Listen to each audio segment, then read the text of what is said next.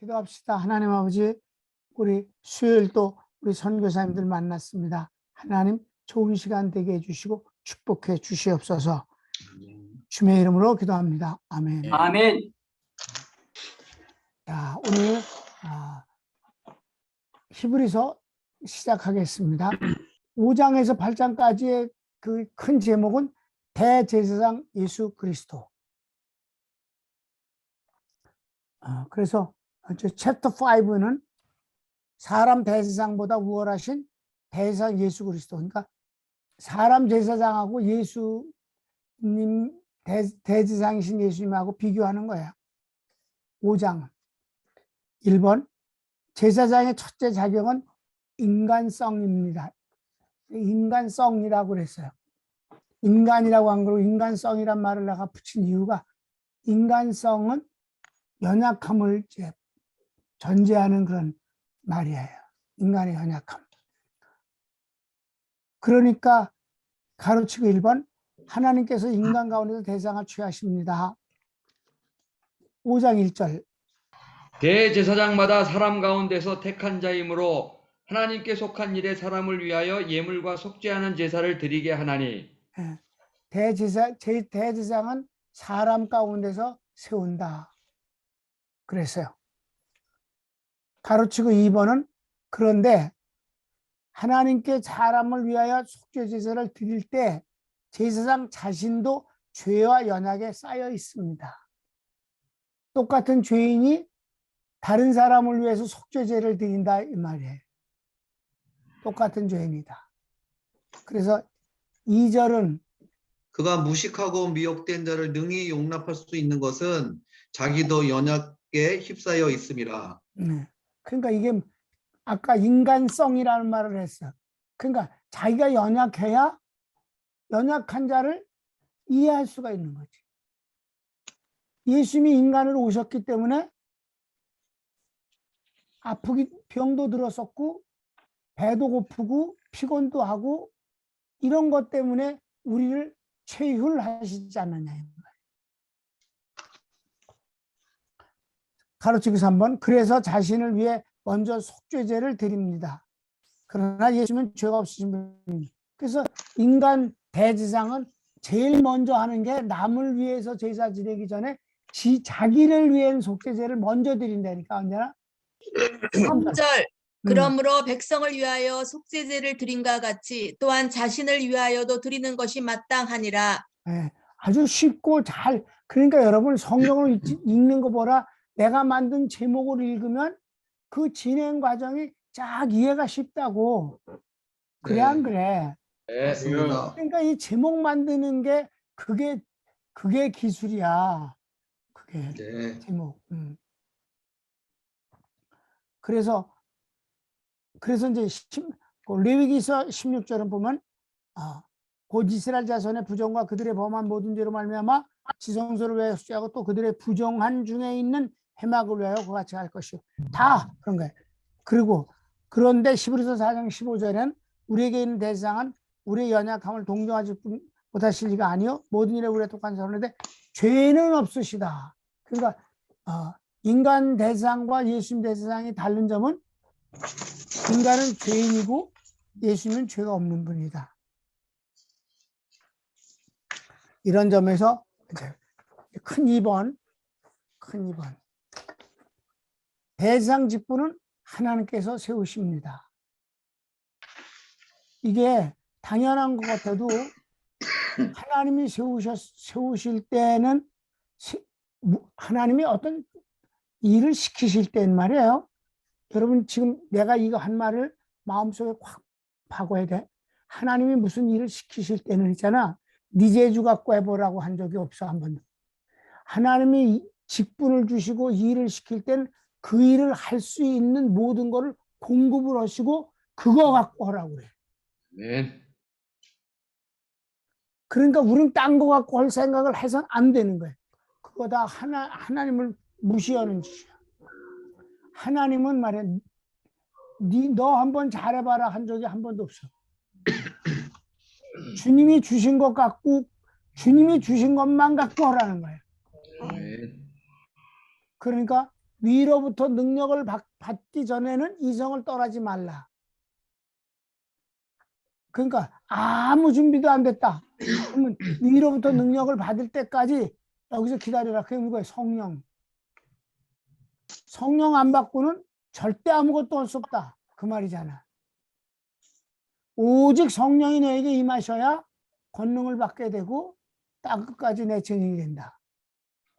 그래서 성령을 말씀하실 땐 알라, 꼭 오직이라는 단어가 God이라는 거하고 알라, 꼭 그 단어가 나온단 말이야. 오직이야, 오직. 다른 방법은 없다. 그러니까 대지상도 주님이 세우신다는 것이 그렇게 중요한 거는 세우실 때는 그 일을 할 수 있는 것을 능력을 위임해 주시는 것이지. 그러니까 그가 대상으로서 그 속죄제를 지을 땐 속죄가 직접 되는 거지. 그래 안 그래? 그러니까 대제사장이 말이야 광야에서 그 회막에 있을 때 유대인 달력으로 다 7월 10일 우리 대속죄일이야. 그거는 대속죄일은 뭐냐면 평소에 이제 지은 죄를 자꾸 속죄하는 것이지만 대속죄일은 1년에 하루뿐이 없는데 그날은 이스라엘 민족 전체의 죄가 사함받는 날이에요. 그 전에 한 주 동안은 뭐라고 그래? 통곡절이라고 그러잖아. 1년 동안 지은 죄를 회개를 한다고. 그리고 이제 드디어 이 대속죄일에 제사장 말고 대제사장만 그날만 지성소회를 들어간다고. 내가 보기엔 한 3번 정도 들어가는 것 같아요. 3번 이상이야, 하여튼 간에. 최하 3번을 들어갑니다. 지성소회를. 그 전에는 아무도 1년 내내 한 번도 아무도 못 들어가. 들어가면 죽어. 근데 그 지성소회를 들어갔을 때 이제 먼저 그 양 2마리, 염소라고도 하고 양이라고도 그래요. 염소하고 양은 똑같은데 꼬랑지가 올라간 건 양, 내려간 건 염소 그래. 그것뿐인데 그러니까 성경에 어떤 곳은 염소라고 그러고 어떤 데는 양이라고 그래. 그러니까 이 대속죄일에 양을 2마리를 잡아요. 근데 한 마리는 안 죽여. 한 마리 제비 뽑아. 그리고 먼저 걸린 놈을 죽여. 그리고 그 한 마리를 갖고 잡아서 피를 갖고 지성소에 들어간다고 대제사장이. 1년 동안 이스라엘 민족이 지은 죄 전체야. 그러니까 그때 들어가기 전에 제비 뽑힌 양 머리에다가 안수를 해요. 대제사장이. 그래서 제물에 대한 안수는 축복이 아니야. 전가야. 뒤집어 씌우는 거. 제물에 대한 안수는 전부 뒤집어 씌우는 거야. 사람이 죄인을 지어놓고 죄값은 양에다 홀랑 뒤집어 씌워놓고 네가 이스라엘 민족의 전체의 죄를 뒤집어 썼으니 넌 죽어라. 죽어 마땅하다. 그리고 죽여버려. 목을 베버려. 그리고 거기서 흘린 피를 가지고 번제단에서 처리하는 게 아니라 이번에는 지성소를 갖고 들어간다고. 지성소에 들어가면 지성소에 뭐 있는지 알아요, 여러분? 알지? 법궤가 있지. 법궤 안에만 돌판이 2개 들어있어. 법궤 안에는 오직 십계명 2돌판이 있을 뿐이야. 그리고 법궤 옆에 만나를 담은 항아리가 있고 그 옆에 세워놓은 게 아론의 쌍난 지팡이라고. 이 아론의 쌍난 지팡이가 뭐예요? 하나님이 택한 대제사장이라는 증거라고. 그래서 모든 지파가 인정을 한 거예요. 레위 지파는 하나님의 제사장으로 일하는 것이 이건 증거로 드러났다 이거지. 왜? 하나님이 이제 일부러 아론을 택하셨지만 왜 아론만 택하고 그러셔? 돌아가면서 하면 안 돼? 각 족장들이? 그러니까 그래 너희들 족장 지팡이 다 가져와라. 그 지팡이를 놔놨단 말이에요. 밤이 지났어요. 그 다음날 다 보자. 그랬더니 자, 각자 자기 지팡이 가져가라. 근데 다 가져갔는데 싹이 하나도 안 나는데 아론의 지팡이가 얼마나 오래 짚고 돌아다닌 거야. 그냥 배짱 말른 지팡이잖아. 거기에 싹이 났다 이 말이에요. 그러니까 아, 이건 기적이다. 죽은 나무 지팡이에 싹이 났으니까 이게 바로 하나님이 아론을 택한 표적이다. 이래서 아론이 대상하는 것에 대해서 모든 지파의 족장들이 다 알겠습니다 라고 수긍을 했다 이 말이지. 이해됐습니까? 아론의 쌍난 지팡이란 말이에요. 그게 그 지성소 안에 그게 딱 그게야. 그런데 피를 어디다 뿌려요? 법궤가 있고, 법궤는 통이고, 법궤 안에는 두 돌판이 있고, 법궤 뚜껑은 별개예요. 법궤 뚜껑이 왜 별개냐면 그 법궤 뚜껑에는 천사 둘이 마주 앉아 있다가 무릎을 꿇고, 천사 둘이 무릎을 꿇고 서로 맞아보고 앉아 있어. 그래서 거기를 갖고 언약궤라고도 부르고 증거궤라고도 부르고 이제 기본은 법궤라고 부르는 거예요. 근데 그 언약궤라는 거는 약속을 하신 거예요. 너희가 이제 그 속죄소라는 것이 있는데 천사 둘이 마주보고 무릎을 꿇고 앉아 있잖아요. 그 무릎과 무릎 사이 그 사이가 속죄소라고 불러. 죄가 용서되는 장소란 말이에요. 바로 거기다가 피를 뿌리는 거예요. 아까 죽인 그 양의 피를 뿌려요. 그러면 요때까지가 언약궤예요. 언약궤. 그런데 그 뿌리자마자 하나님이 음성이 크게 들려요. 내 백성의 죄를 사했노라 라고 육성으로 들려요. 그러면 대지상이 그 속죄의 약속을 결정되어진 약속을 듣고 밖에 나와요. 그럼 그때부터 그 법궤의 이름을 뭐라고 불러? 증거궤라 부르는 거예요. 히브리서를 공부하니까 이런 거 얘기해 주는 거야. 그럼 이제 나와갖고 눈을 멀뚱멀뚱 뜨고 이제 난 제비 안 뽑혀서 안 죽어서 좋다 그러고 있는 그 양 한 마리 놈을 한테 또 안수를 해. 이번에 안수도 또 전가야 뒤집어 씌우는데 재밌는 거는 먼저 안수할 때는 이스라엘 백성들이 1년 동안 지은 죄를 올려놔. 이번에는 뭘 올려놓을까?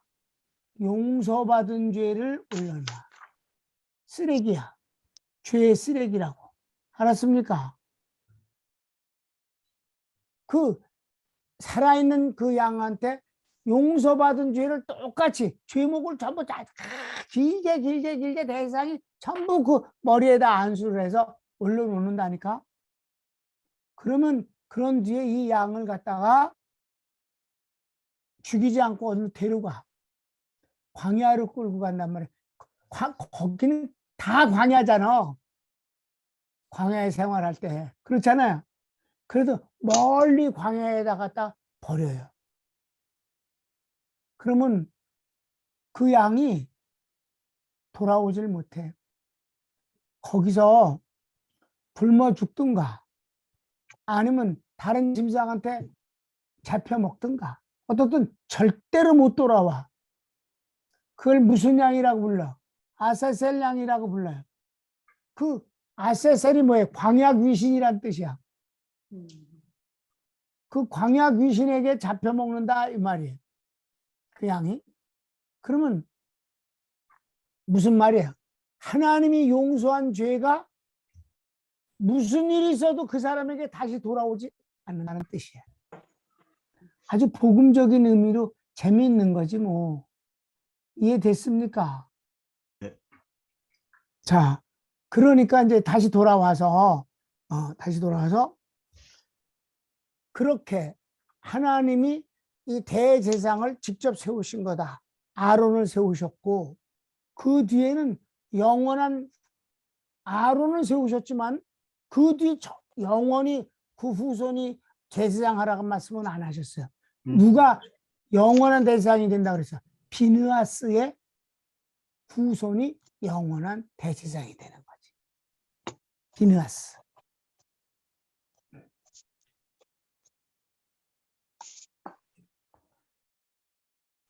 자, 가로치기 1번. 아무나가 아니라 아론처럼 하나님이 부르신 사람이라야 합니다. 4절을 이 종교는 아무도 스스로 취하지 못하고 오직 아론과 같이 하나님의 부르심을 받은 자라야 할 것이니라. 아멘. 아멘. 아멘. 그러니까 이 대제사장에 관해서는 만인 제사장입니다. 목사님만 제사장이 아니야. 구원받은 사람은 다 제사장이에요. 복음적인 의미에선 그렇습니다. 알았습니까? 아멘. 네. 그런데 이제 낭주의 기회에 있을 때 다시 얘기할게. 만인 대제사장이라는 걸 해서 성도와 목사님의 그이 동일하다. 어떤 면에서 제사장이라는 측면에선 동일하다고. 그러나 목사님이 제사장 노릇만 하냐고. 여기서 만인 제사장은 어떤 거예요? 누가 중간에 중보자가 필요 없이 곧바로 예수님을 통해서 하나님께 기도한다는 면에서 만인 제사장론이라고. 알았습니까?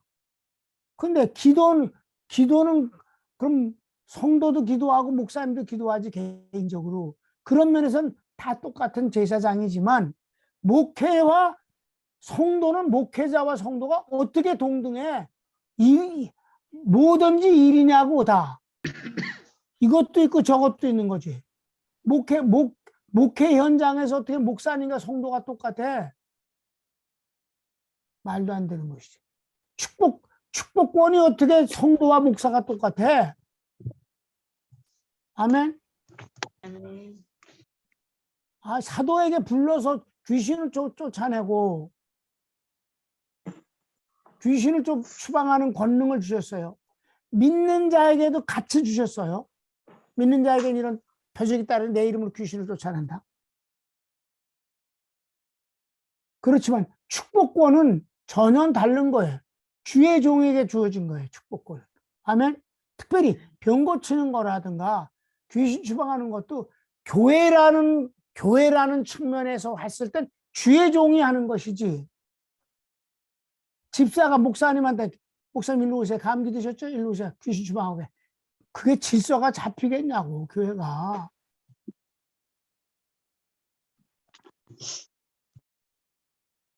그러니까 성경을 잘못 해석하면 여러분 진짜 곤란한 일이 생기는 거예요. 그게. 어? 신약 성경에서 장로는 누구라고 그랬어? 목사의 다른 이름이라고 그랬어. 다른 직분이라고. 신약 성경에서 장로는 곧 목사님을 뜻하는 것이다. 그런데 야고보서에 뭐라 그랬어요? 너희 중에 병든 자가 있느냐? 장로들을 통하여 기름을 붓고 위하여 기도하라. 믿는 자의 간구는 역사하는 힘이 많아서 낫는다. 그런 말씀이 있잖아. 신약 성경의 장로는 목사야. 그러니까 주책을 떨어서는 안 된다 이 말이야. 대제사장론도 마찬가지야. 그러니까 제사장은 이렇게 하나님이 부르신 사람이라 된다. 자, 가로치고 2번. 예수 그리스도의 제사장 되시면 하나님께서 낳으셨고 멜기세덱의 순서를 따라 세우신 제사장이라 하십니다. 5절 6절.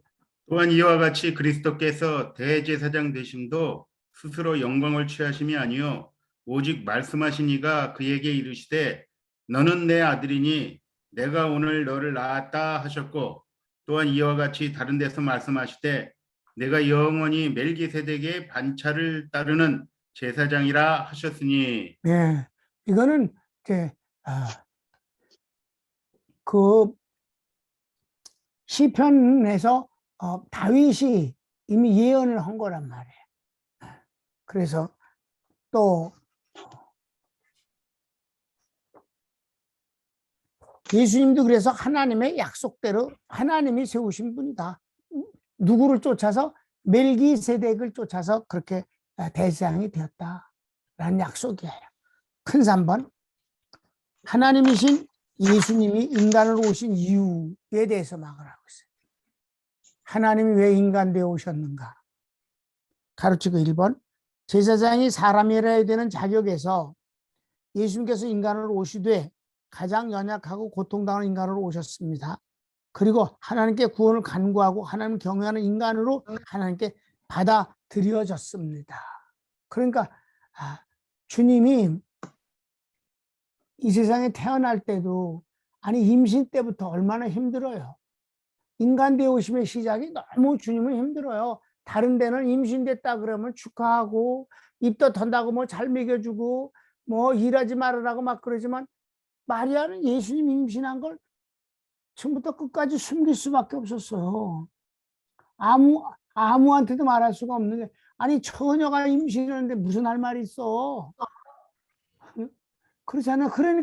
그러니까 저기 약혼자도 가만히 끊고자 그랬잖아. 널 돌로 맞아 죽게 내가 그걸 터뜨릴 수는 없지만 그렇지는 않겠다. 그러나 너하고 결혼할 수는 없다. 그래서 가만히 끊고자 했다고 그랬지 않았어.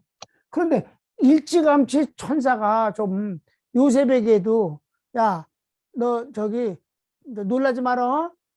너 약혼자가 앞으로 임신할 거다니.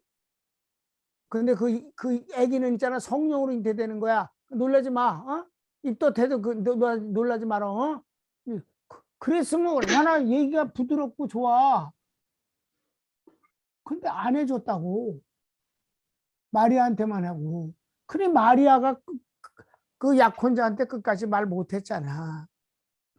누구한테 얘기를 하겠어? 마리아가 저 친정 부모한테 얘기를 하겠어? 누구한테 얘기했어? 친구한테 하겠어? 진짜 미치는 거지 뭐. 그런데 세례 요한의 어머니는 알았어요. 성령이 충만해서 그러니까 세례 요한이 아기를 낳을 수 없는 그런 상황에서 하나님이 세례 요한을 허락해 주셨잖아. 그러니까 그 사이는 사춘 사이란 말이야. 그러니까 마리아가 천사로부터 아기 그 임신에 관한 그 예고를 듣고 주의 계집종이오니 말씀대로 내게 이루어지이다 하는 순간 성령에 의해서 잉태가 됐어요, 예수님이. 그러자마자 이 놀라운 사건을 자기에게 일어난 이 일을 그래서 천사가 가르쳐 줬잖아. 세례 요한도 그렇게 하나님이 허락해 주신 그 아기다. 물론 거기는 성령에 의해서가 아니라 부부 사이에서 임신이 된 거예요. 아기를 낳을 수 없는 상황인데도 불구하고 하나님이 주신 거야. 그렇게 부부 사이에 자연 임신이 되게 하셨어. 그게 6개월이라고. 그래서 이 세례 요한의 엄마를 찾아갔잖아, 마리아가. 그랬더니 어떻게 돼서 이 세례 요한의 엄마가 성령 충만해서 나의 주님의 모친이 나를 찾아왔느냐 이랬단 말이야. 그거 다 아는 얘기잖아, 성경에. 네? 그러니까 막 잉태가 된 형상도 아직 이루어지지 않은 예수님을 보고 나의 주님이라고 그랬고 마리아는 내 주의 모친이 나를 찾아왔네 라고 그랬다고.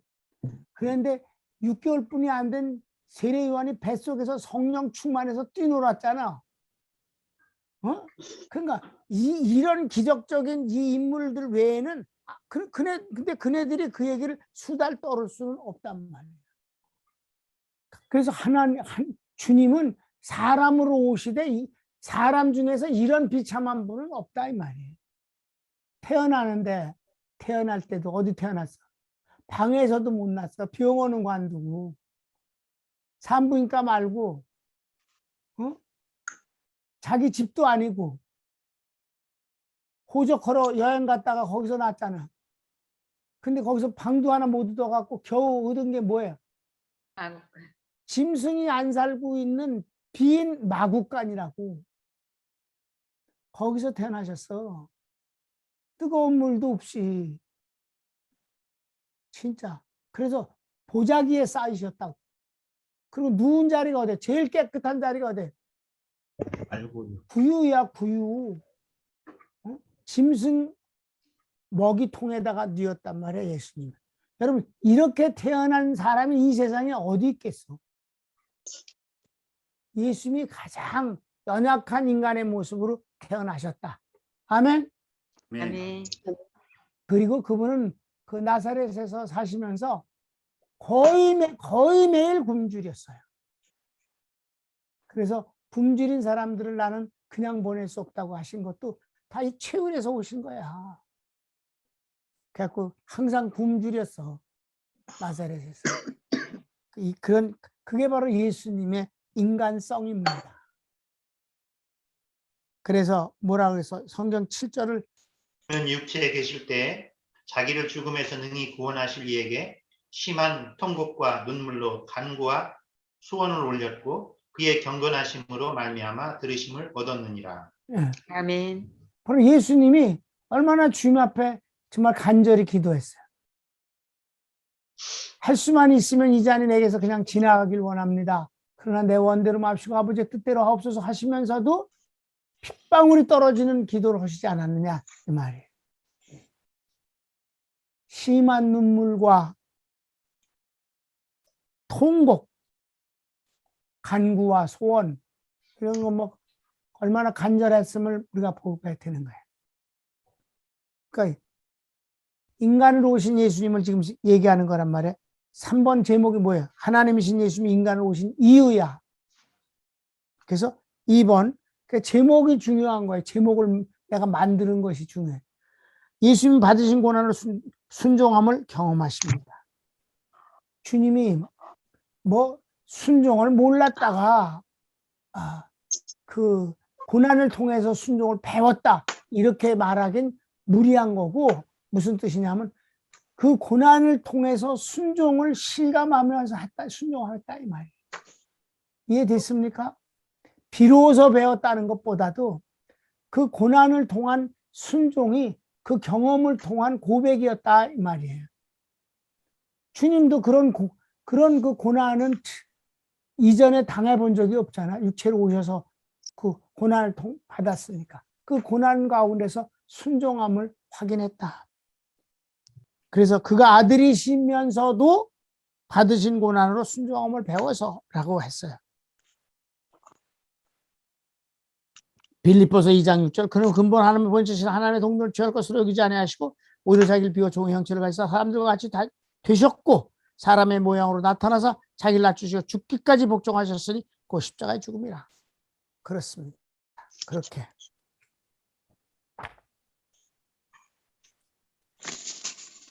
(3번) 그러므로 대제사장 예수님께서 순종하는 자에게 구원의 근원이 되신 것입니다. 신앙과 순종은 하나입니다.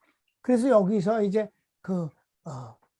갑자기 예수님에 대해서 말씀하시다가 카메라를 사람에게 딱 비추면서 너희들도, 이 히브리서니까, 우리 히브리인들이 아주 그네들이 그 갈등이 아주 많아요. 자, 사도들이 다 히브리인이야. 그렇습니까? 초대교회를 세운 사람들이 다 히브리인들이야. 그렇잖아. 예루살렘 교회가 다 히브리인들이야. 그리고 나가서 선교한 사람들이 다 히브리인이야. 그리고 그 교회에 히브리인들이 많이 들어와서 신앙생활을 했어요. 근데 이방인들과 히브리인들이 섞여 있을 때 언제나 갈등의 원인을 제공하는 놈들은 히브리인들이라고.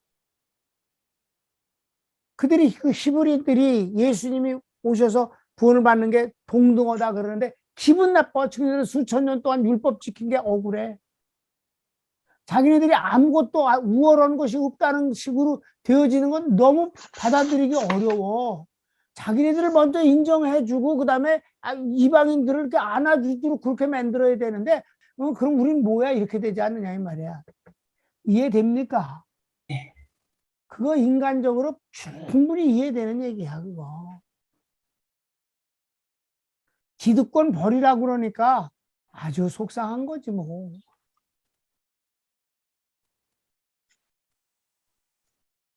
그래서 바울 예수님을 죽인 놈들도 히브리인이지만 바울을 얼마나 괴롭힌 게 히브리인이잖아. 그 갈라디아 지역의 사람들이 히브리인들 때문에 얼마나 힘들어서 갈라디아서가 전부 뭐해? 율법과 복음 문제 아니야. 거기서 유대인들을 개박살을 내지 않느냐 이 말이야. 이단 취급한다고. 요한계시록에서도 이단 되잖아. 서문학교회 같은 데면 자칭 유대인이라고 하지만 아니 가짜다 그것들이. 이렇게. 그러니까 유대인들의 입장에서 봤을 때 아주 그냥 혼란스럽고 이 신앙을 갖는데 델리케이트해. 그런 그 히브리인들에게 이 히브리서 쓰고 있단 말이야. 그러니 사도 바울 외에 누가 쓰겠어. 이런 베드로는 말이야. 안디옥 교회에서 이방인들하고 밥 먹다가 예루살렘에서 유대인 교인들이 예루살렘 교회 교인들이 왔다 그러니까 밥 먹다가 도망가 버렸잖아. 이방인들하고 밥 먹는 거 율법에 걸리니까. 그랬다가 바울한테 욕 돼지게 먹었잖아. 베드로가 가만히 있었단 말이야. 아무 말도 못했어. 근데 그게 뭐야? 베드로가 몰라서 그런 게 아니야. 그게 몇천 년 동안 내려온 그 딱지가 금방 없어지는 것 같이가 되질 않는 거지. 자기도 모르게 벌떡 일어나서 나갔다니까. 그런 사람이 무슨 히브리서를 쓰겠어. 그러니까 이 히브리서를 나는 바울 외에는 쓸 놈이 없다고 난 생각하는 거야. 어때? 내가 무리하지 않잖아. 그렇잖아? 다 바울 빼놓고 뭐 제자라고 그러면 뭐 누구겠어. 베드로지. 그리고 뭐 가장 사랑받는 요한이지 뭐.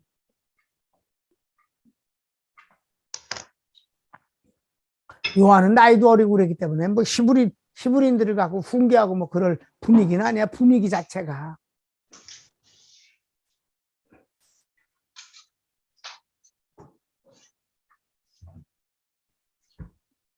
자, 그래서 이제 카메라를 딱 대갖고 하는 말이 그러니까 예수님이 고난을 통해서 순종을 배웠다고도 하지 않았냐. 그래서 그 고난을 통해서 우리를 채우려지 않느냐. 고난을 받는 우리를 채우려 하면서 대장 노릇을 하는 게 아니냐. 그러니 너희도 순종해라. 순종은 하나님 말씀을 믿는 것이 전제되는 거야. 믿어야 순종하잖아. 안 믿는 걸 어떻게 순종을 해? 안 믿는 걸 순종하는 건 순종이라고 안 그래? 뭐라 그래? 복종이라고 그러고 맹종이라고 그러는 거야. 꼼짝도 못하는 거지. 영혼 없는 몸이 죽은 것 같이 행함이 없는 믿음은 죽은 것입니다. 그래서 유대인들에게 지금 이 갈등하고 있는 유대인들에게 너희들이 순종하라. 믿고 순종하라. 4번 주님은 멜기세의 반대로 쪼는 대상이라 칭하심이 인간 대상과 구별됩니다. 그러니까 그 예수님 대상과 인간 대상의 그 차이점을 지금 얘기하는 거잖아. 근데 그냥 그 인간 대상은 그냥 그 비느하스 후손이 대대로 대상을 해먹게 되는 거고 예수님은 대상 한 번뿐이 없으니까 멜기세덱의 반차를 쫓았다. 그런데 이제 여기 멜기세덱이 나왔잖아. 근데 멜기세덱을 자세하게 설명하는 건 7장 1절부터 3절까지야. 7장에서는 나오는데 멜기세덱을 모른다고 그렇게 욕을 하실 수가 없어. 성경에. 유대인들은 있잖아.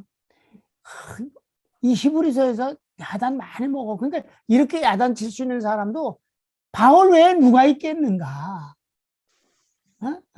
나보다 더해. 그렇게 약을 올리고 쥐잡고 그래. 자, 봐 이제 마지막 이제 4번인데 마지막 4번 봐요. 큰 4번. 대상 예수님에 대한 무식함을 경고합니다. 11절부터 14절까지인데 히브리서는 장이 절수가 아주 작아요. 제일 작은 그 절수를 갖고 있는 성경이 히브리서입니다. 짧아. 그 여기서도 4장 맨 마지막은 쫑코만 죽음 끝내. 욕만 디립다. 가르치기 1번. 멜기세덱에 대한 지식이 없으면 어린아이와 같고 의의 말씀을 경험하지 못한 자다. 11절에서 13절. 멜기세덱에 관하여는 우리가 할 말이 많으나 너희가 듣는 것이 두나무로 설명하기 어려우니라. 이거 때가 오래되었. 처음부터 가면 고마워져. 이게 너한테 할 말이 너무 많아 멜기세덱에. 근데 너희들이 개뿔이나 알아들을 수가 없어서 내가 할 수가 없다. 야, 처음부터 이렇게 약을 올려. 그다음에 12절. 때가 오래되었으므로 너희가 마땅히 선생이 되었을 터인데 너희가 다시 하나님의 말씀의 초보에 대하여 누구에게서 가르침을 받아야 할 처지이니 단단한 음식은 못 먹고 젖이나 먹어야 할 자가 되었도다. 이는 젖을 먹는 자마다 어린아이니. 그러니까 여기서 보면 뭐예요? 이는 젖을 먹는 자마다 어린아이니 의의 말씀을 경험하지 못한다. 그러니까 유대인들 기독교인들을 향해서 젖이나 먹는 놈들. 그런데도 율법을 잘 안다고 막 그러고 막 어쩌고 저쩌고 그러는 애들한테 지금 이렇게 멜기세덱도 모르는 것들이 무슨 이렇게 망신을 준단 말이야. 근데 이걸 가리켜서 나는 좋게 이해해서 충격요법이다 그렇게 표현을 해. 이게 충격을 준 뒤에 가르쳐주면 안 잊어먹을 거 아니야. 멜기세덱을.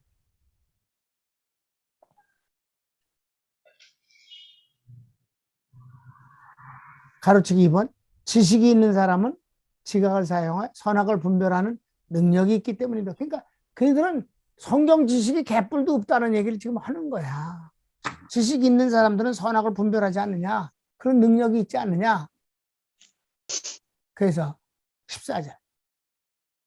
단단한 음식은 장성한 자의 것이니 그들은 지각을 사용함으로 연단을 받아 선악을 분별하게 하는 자들이라. 여러분 봐. 그거 여기서 너는 아새끼들이래 젖이나 먹고 단단한 음식은 못 씹어 먹지 않냐 너네들. 이렇게 망신을 준단 말이야 이게. 어? 뭐 모른다고? 멜기세덱 모른다고. 왜? 히브리서는 말이야. 그 시편 달 한 절 말씀을 갖고 히브리서를 썼기 때문에 그래.